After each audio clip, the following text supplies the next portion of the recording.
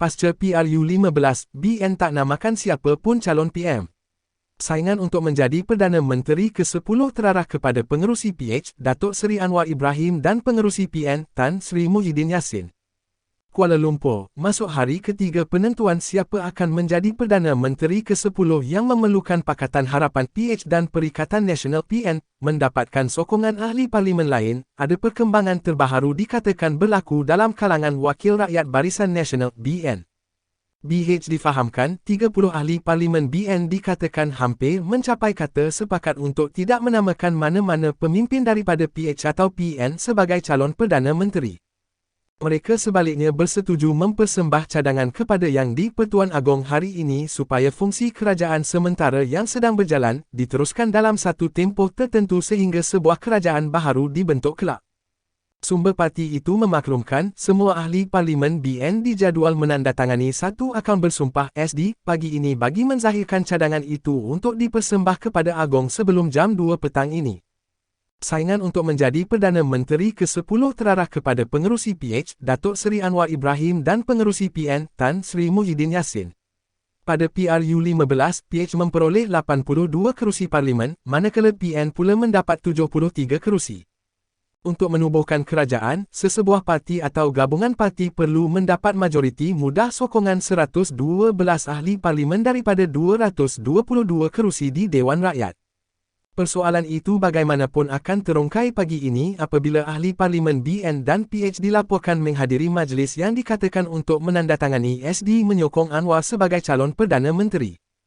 Kata sumber itu lagi, kesepakatan itu selepas BN tidak mempunyai jumlah ahli parlimen mencukupi untuk membentuk kerajaan, namun sedar suasana politik tidak menentu juga memaksa fungsi sebuah kerajaan sementara diteruskan khususnya dalam menjamin kelancaran urusan parlimen dan pentadbiran kerajaan.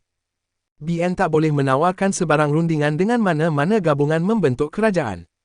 BN parti yang kalah dan bilangannya kecil. Gabungan yang menang seharusnya berunding mencari jumlah sokongan dari parti lain untuk bentuk kerajaan, katanya. Semalam, media melaporkan, Al-Sultan Abdullah Riayatuddin Al-Mustafa Billah Shah berkenan untuk melanjutkan tempoh masa selama 24 jam lagi kepada parti politik untuk membentuk kerajaan yang sepatutnya sehingga jam 2 petang semalam. Selaras lanjutan itu, parti politik memiliki lebih masa untuk merundingi pembentukan kerajaan pasca pilihan raya umum ke-15 PRU15, sekaligus menamakan seorang ahli Dewan Rakyat yang mendapat kepercayaan majoriti untuk menjadi calon Perdana Menteri ke-10.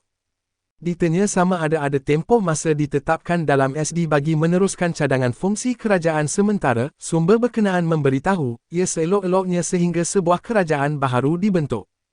Tok Mat Timbalan Pengerusi BN, Datuk Seri Mohamad Hassan pun sudah nyata hasrat untuk BN membantu teruskan fungsi kerajaan sementara ketika waktu peralihan pasca PRU. Ini sebahagian usaha tak mahu lagi kebuntuan politik seperti ini berterusan, katanya.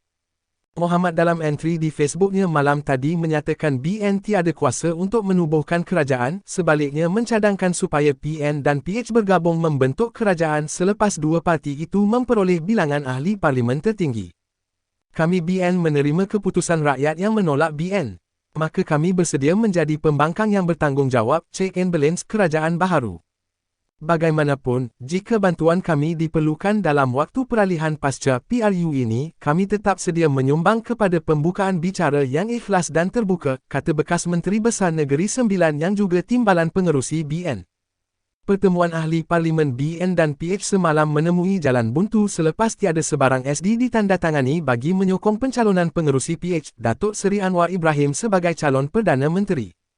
Ketika usaha digiatkan pemimpin tertentu dalam BN supaya gabungan PH dan BN direalisasikan, wujud protes dari kalangan ahli parlimen gabungan itu sendiri yang menentang usaha itu. Selain Naib Presiden UMNO yang juga ahli parlimen Bera, Datuk Seri Ismail Sabri Yaakob, pemimpin lain yang dikatakan turut menentang usaha menggabungkan BN dan PN adalah Bendahari BN yang juga ahli parlimen Sembrong, Datuk Seri Hishamuddin Hussein.